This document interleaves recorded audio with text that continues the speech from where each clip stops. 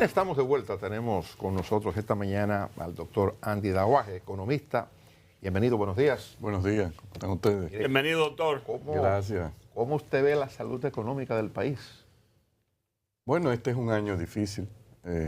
Sabíamos que iba a ser así por la rigurosidad de la política monetaria, que cambió de perfil, de un perfil expansivo a uno bastante restrictivo, y nos ha golpeado, pero era previsible porque el objetivo fundamental del Banco Central era reducir dramáticamente las presiones inflacionarias, y en realidad lo ha logrado porque ya en menos tiempo de lo que inicialmente se tenía previsto, logró hacer converger la inflación al rango meta. Estamos dentro de la banda del 4%, que tiene un límite superior de 5 y un límite inferior de 3.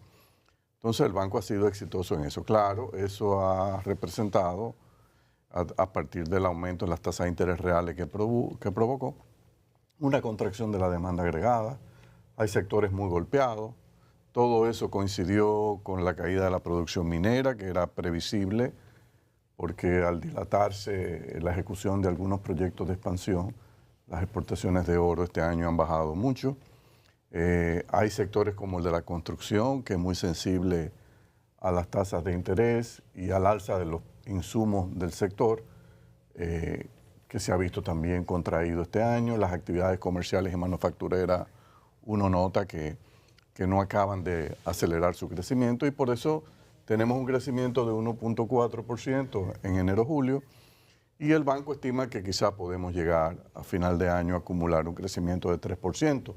A mí me luce que es optimista, pero yo creo que en la medida en que lleguemos ahí es buena noticia para el país. El sector externo ha ido relativamente bien, a pesar de la caída de las exportaciones. Este año las importaciones han caído más rápido, por eso mucha gente ve que las recaudaciones de aduana han caído y la gente dice, bueno, ¿qué es lo que está pasando? No, que las importaciones, si se reducen, tú no puedes pretender que las recaudaciones aduaneras de un país suban. Eso le ha pasado a la mayoría de las aduanas de la América Latina, que este año, al desacelerarse las economías y al reducirse las importaciones, las recaudaciones han bajado. La situación fiscal del gobierno, en sentido general, no ha cambiado mucho con relación al año pasado. El déficit es manejable, lo han estado financiando como siempre, emitiendo deuda, colocaciones de bonos. Nunca antes un gobierno había tenido tanto dinero depositado en el sistema bancario como ahora. La última vez que pude ver, andaba entre depósitos en el Banco Central y en el Banco de Reserva del orden de los 375.000 millones de pesos, el sector público no financiero. De esa parte, el 80% era del gobierno, o sea que liquidez y recursos tienen, y en consecuencia eso apuntaría a que el año que viene puede ser un año donde la economía, sin lugar a dudas, se dinamice mucho más. A pesar de las elecciones. Sí, ¿no? Y yo pienso que no solo a pesar de las elecciones, porque aunque la inversión privada el año que viene podría adoptar una pose más lenta, pero la pública deberíamos ser movilizada hasta por el mismo proceso electoral. Si uno hace un análisis en base a lo que ha sido la experiencia, los gobiernos que andan en busca de una repostulación que derive exitosamente en una reelección, generalmente motorizan la inversión. Ponen dinero en la calle. Claro, eso porque los mismos candidatos, porque no solo es el presidente el que está tratando de reelegirse, es todo un partido con candidatos a diputados, alcaldes, senadores, y ellos necesitan que cuando vayan a sus comunidades las cosas se estén moviendo. Entonces es un proyecto generalizado de un partido político que quiere incluso aumentar su cuota en todos los poderes, Entonces eso es normal. Ahora bien, la realidad es que la diferencia de República Dominicana del resto de la región es que la inversión privada te puede sorprender y tú pensar que por ser un año electoral las cosas se van a deprimir. Recordemos que nosotros nunca hemos tenido aquí en los últimos 50, 60 años un debate ideológico donde los partidos políticos tienen concepciones diametralmente opuestas. Eso aquí no existe. Aquí hay un consenso entre la clase política en el sentido de que defendemos una economía de mercado, creemos en la inversión privada, en la apertura de la economía, la promoción de la competencia, el régimen de propiedad privada. En consecuencia, cuando tú analizas eso y ves los discursos de los diferentes partidos, no hay nadie que se aleje de eso. Eso es un paraíso para el inversionista privado. Hoy día en América Latina, cuando tú observas que países como Chile te pueden mover de una posición extrema a otra, Perú, Colombia, Argentina, mira Argentina ahora dónde se encuentra, desde un peronismo absurdo a una opción libertaria, que es la que está encabezando Milei. Entonces, ahí es muy difícil tomar decisiones, pero aquí no. Aquí el empresario tiene la dicha de contar con una democracia donde la clase política no se pierde y tiene un consenso claro de cuáles son las políticas que funcionan y las que no funcionan. Eso no quiere decir que no puedan existir ciertas desviaciones en cuanto a cuánto gasto yo en lo social, cuánto yo gasto en infraestructura, que es lo que hemos visto en diferentes gobiernos, que algunos inciden más en la inversión en infraestructura física que otros. Y entonces ahí es que puede haber algún tipo de diferencia. Volviendo a lo que falta del año, digamos, ¿qué se puede esperar? Si se mantiene la previsión de un crecimiento del 3%, ¿cómo pudiera incidirse desde o la política monetaria, esperando nuevas bajas de interés, hasta qué punto eso es posible si la Fed no comienza a bajar también, o una expansión del gasto público, para ver si se llega hacia ahí, o qué otros elementos pudieran ayudar a la economía a terminar en ese 3% que muchos economistas lo ven como incluso muy optimista? Sí, yo pienso que no va a ser fácil llegar al 3%, pero si la inversión pública retomase su ímpetu, yo no sé cuáles son realmente las trabas. Hay gente que dice, mira, las trabas se originan en una capacidad de ejecución lenta en las áreas de la administración pública encargada de ejecutar los proyectos de inversión. Otros dicen, no, es que hay mucho celo en Hacienda en el sentido de que están totalmente comprometidos con un déficit y van a pelear a capa y espada para que ese déficit no sea sobrepasado. Entonces, yo honestamente no tengo la información de dónde reside el cuello de botella. Creo que apostar a que la recuperación nos las dé el sector privado no es una buena apuesta, porque el Banco Central, desde mi punto de vista, no va a poder seguir bajando significativamente la tasa de interés. Las perspectivas en Estados Unidos apuntan a que la Reserva Federal no va a producir bajas en la tasa de política monetaria este año. Posiblemente puedan subir otros 25 puntos, no sé si en esta reunión o en la siguiente. Eso achicaría la diferencia entre la tasa de política monetaria de nuestro Banco Central y la de la Fed, quizá por debajo hasta del 2%. Una diferencia entre las dos tasas de interés, la de la Fed y la del Banco Central nuestro, de menos del 2%, le estaría diciendo a los inversionistas que nuestro Banco Central piensa que la tasa de depreciación del peso esperada en los próximos 12 meses es de menos de 2%. ¿Qué sucede? Que la tradición en República Dominicana, la experiencia, la evidencia empírica, te dice que no, que generalmente ha sido un 4%. ¿Qué haría eso? Bueno, que gente que tiene inversiones en pesos de fuera del país, no nacionales, no, extranjeros, que han invertido en pesos y que prevén que viene una devaluación, deciden, bueno, mira, yo voy a sacar mi dinero ahora, este es el momento de dejar la República Dominicana. Entonces, ahí viene una fuerte salida de capitales, si eso tiene lugar. Incluso este año, cuando uno ve los indicadores del primer semestre, en el informe de la economía del Banco Central, lo que es el flujo de inversión de cartera, que no son más que esos capitales golondrinas que vienen al país, se invierten de corto plazo, buscando una tasa de rentabilidad elevada, especulativa, se ha caído a la mitad este año, con relación al año pasado. ¿Pero por qué? Porque la brecha entre las dos tasas, la de la Fed y la del Banco Central, se ha cerrado mucho. Entonces el Banco Central nuestro lo sabe, no quiere perder reserva, no quiere devaluación. En consecuencia, está en una situación ahora de brazos hasta cierto punto semiparalizados, porque dice, déjame ver qué va a hacer la Fed de Jeremy Powell en la próxima reunión, porque ellos quisieran reactivar más la economía, pero corren el riesgo de que pueda venir una presión contra el tipo de cambio, contra las reservas. En un momento, las reservas del Banco Central bajaron, el Banco Central hizo unas operaciones ahí, las reservas se restauraron, pero todavía estamos por debajo. La reunión es en septiembre ahora. Exacto. Pero no solamente, le recuerdo, no solamente esos capitales golondrinas, como usted le llama, también hay unos fondos locales que se mueven, mucho. Claro, que podrían... Que se mueven en dólares y pesos. Exacto, entonces es una economía ya mucho más abierta en su mercado de capitales, algo que no sucedía antes, ahora es más difícil manejar. Entonces, a partir de ahí, la respuesta sería que sería la expansión del gasto público, comenzar a ejecutar. Eso es el Banco Central no tiene mucho que hacer. Yo recomendaría al gobierno, dejen al Banco Central tranquilo ya, no le pidan más al Banco Central. Es posible que el Banco Central decida, mira, yo no voy a mover la tasa de interés, pero yo voy a dar más liquidez para que las tasas de interés de la banca puedan bajar. Esa también es una carrerita peligrosa en este momento. Yo no forzaría mucho eso. Yo creo que ya el banco ha hecho más de lo que podía hacer.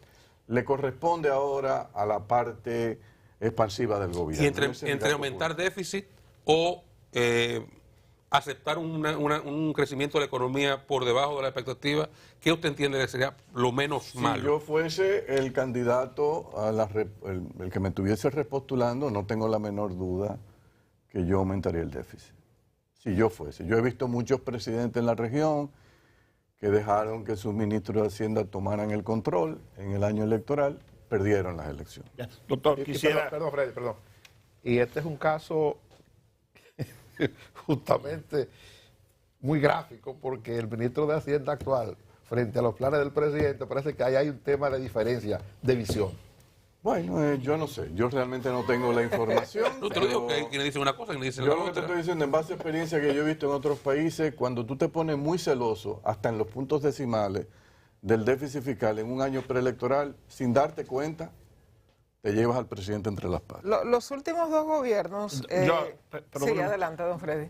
Mire, doctor, quisiera que usted me hiciera una proyección de lo que pudiera pasar en la economía del país si se mantiene lo que es el embargo El cierre, a la frontera. El cierre a la frontera. Antes de un cafecito Santo Domingo, el café del bueno, eso es un asunto sí que hay que verlo, ¿verdad? Sí. El impacto. Muchas gracias. Gracias. Está Santo Domingo, doctor. Ahí. Gracias, señorita.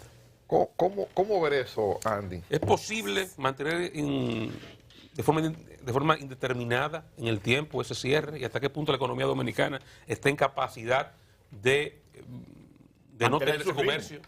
Yo pienso que hay un cierre para los medios y hay un cierre o una apertura en la realidad, porque yo no pienso que el gobierno va a seguir una política de cierre o que entre el mar. No hay muchos intereses.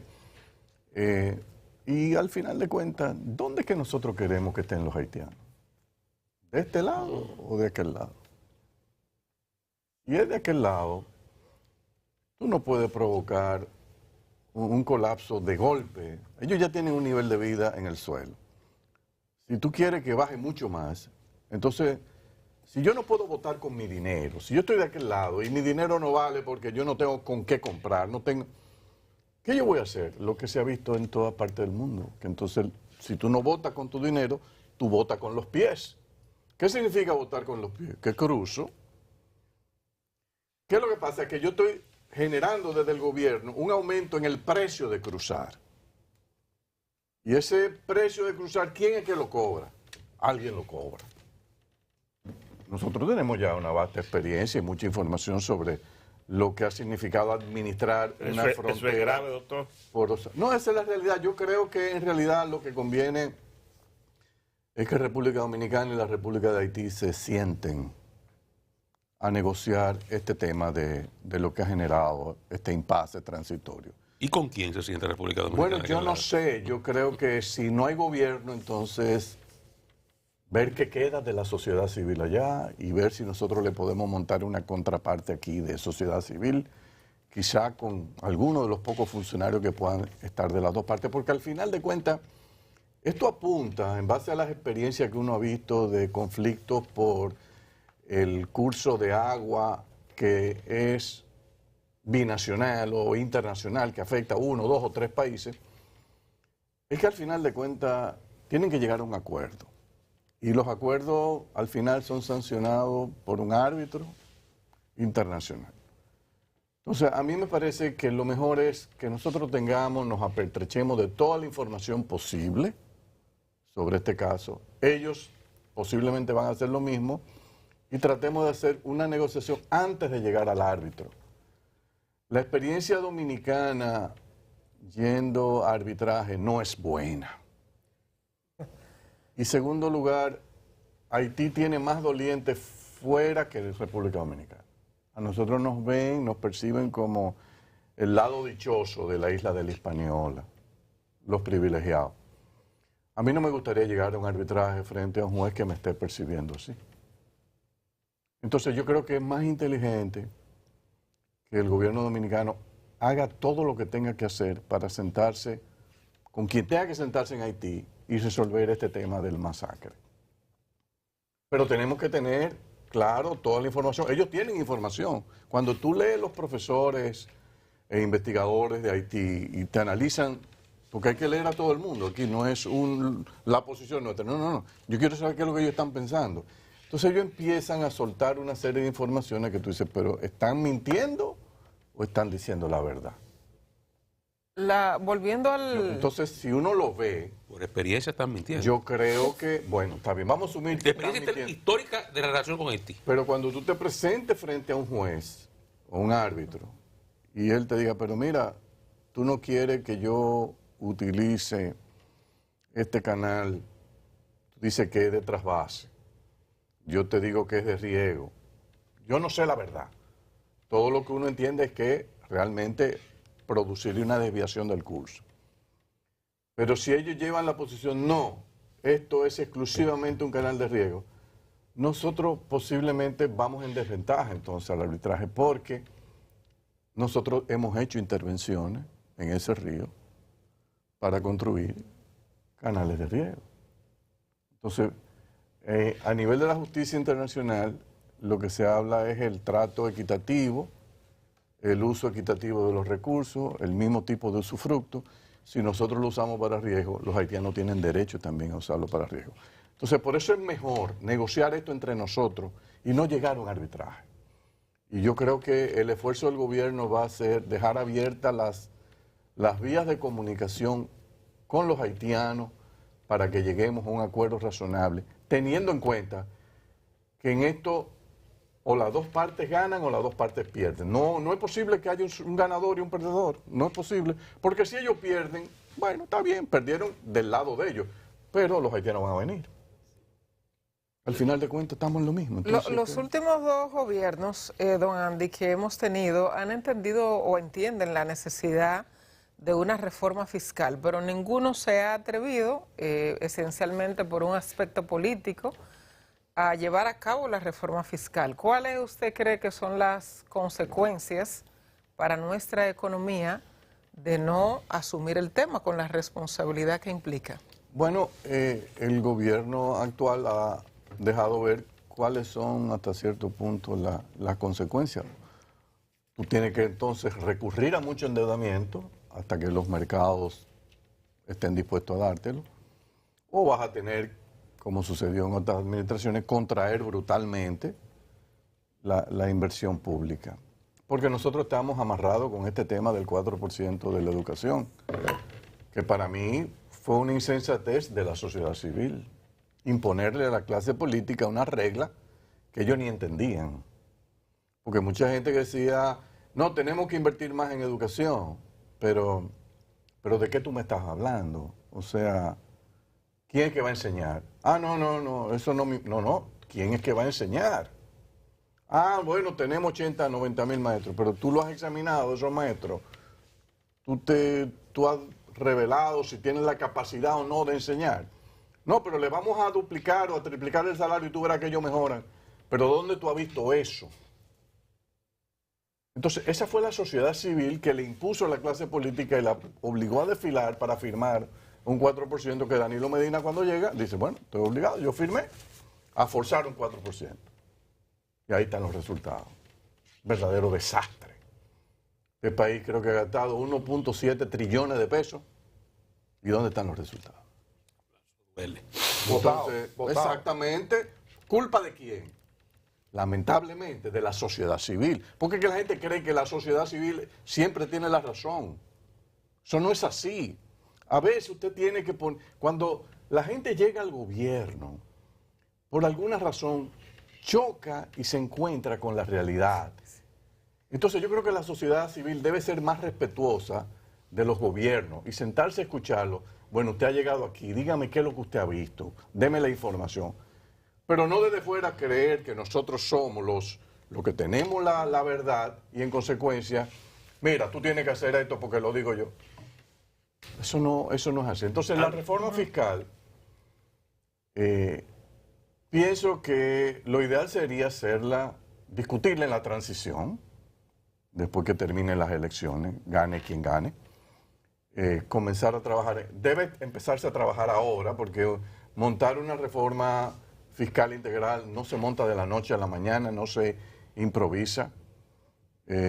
Yo recuerdo que nosotros hemos tenido la oportunidad de hacerlo, incluso en una ocasión, cuando nosotros lo armamos, una de las cosas que hicimos fue que montamos una serie de focus groups o focos de opinión de personas de diferentes tratos de la sociedad, para ver cómo reaccionarían, no solo a las medidas de la reforma, sino a una variedad de mecanismos de compensación.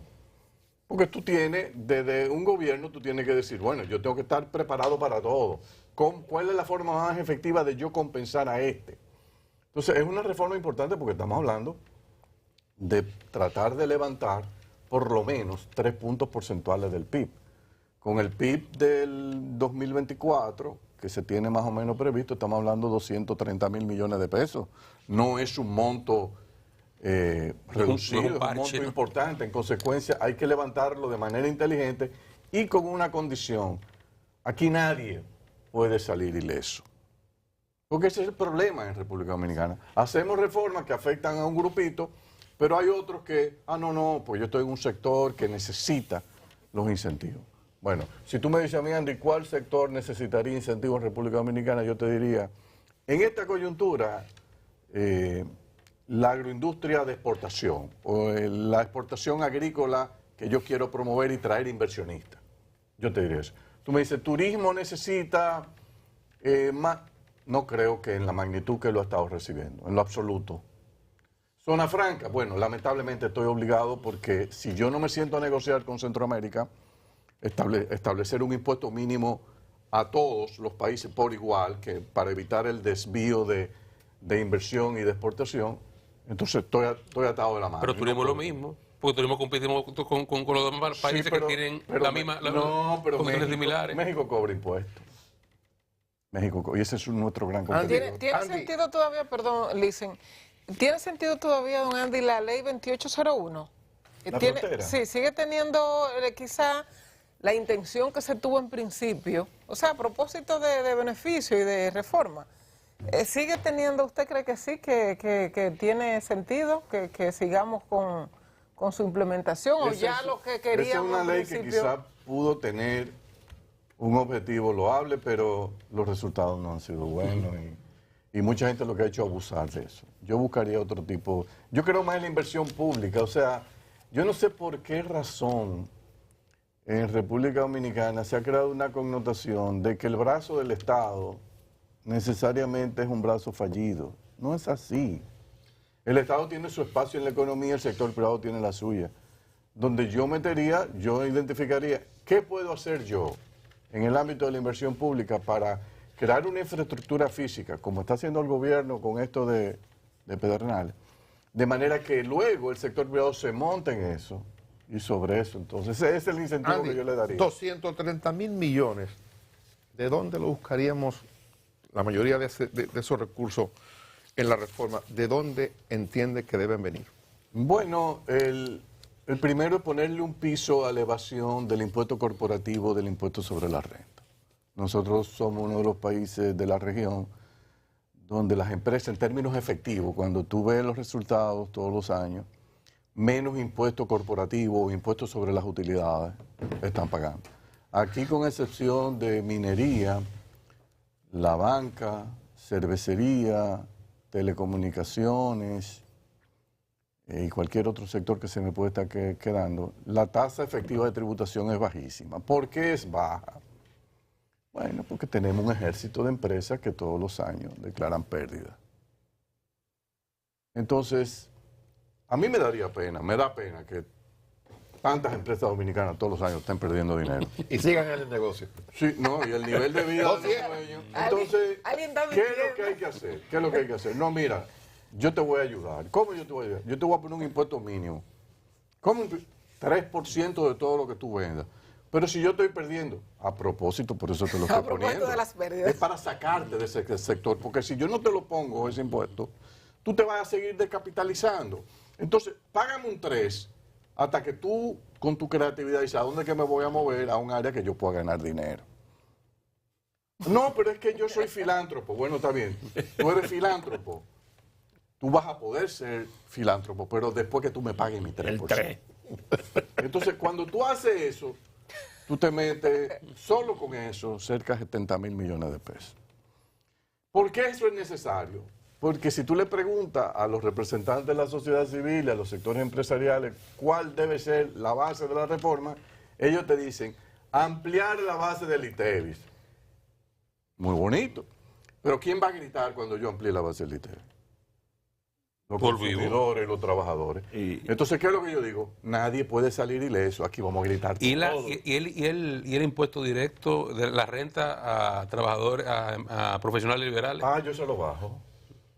Yo se lo bajo. ¿Bajarlo? Sí, a los profesionales. Yo le pongo un impuesto único de un 10 a un 15%. Sobre la venta. No sobre sus ingresos. sobre los ingresos, Pero, exactamente. pero ahí es que yo digo, las empresas me dicen a mí, Andy, pero ¿y cómo tú pretendes En que paguemos un 3 de la venta? Digo, pero hay personas que pagan un 20 de lo que ganan. Sí. Entonces, si una persona En Colombia física- van a tumbar al presidente por eso. ¿Por qué? Por esa reforma. No, yo no sé si José Antonio no era esa la que estaba haciendo. Él, yo parecía creo que él mucho. subió la tasa. Es que yo no creo en subir la tasa. ¿Por qué? Porque nosotros en la DGI no tenemos la infraestructura humana, el equipo humano, los recursos humanos que permitan supervisar los estados financieros de 250,000 empresas. Esa es una realidad. Sí. Entonces, ¿qué es lo que tenemos que hacer? Olvídese de toda la teoría económica. Váyase a la sencillez. ¿Qué es lo más sencillo del mundo? ¿Cuánto usted vendió? 100 pesos. Usted me debe 3 pesos. ¿Cómo? Sí, 3 pesos. No, pero 3 pesos. No hay que decir. Ahora, la telefónica es 5 pesos. La cervecería me va a tener que entregar 6 o 7 pesos. Andy, Pero eso es lo que están pagando gracias, en términos efectivos. gracias por tu tiempo, Andy Naguá. Nos despedimos en este momento. Mañana de vuelta a partir de las 5 de la madrugada. Sí.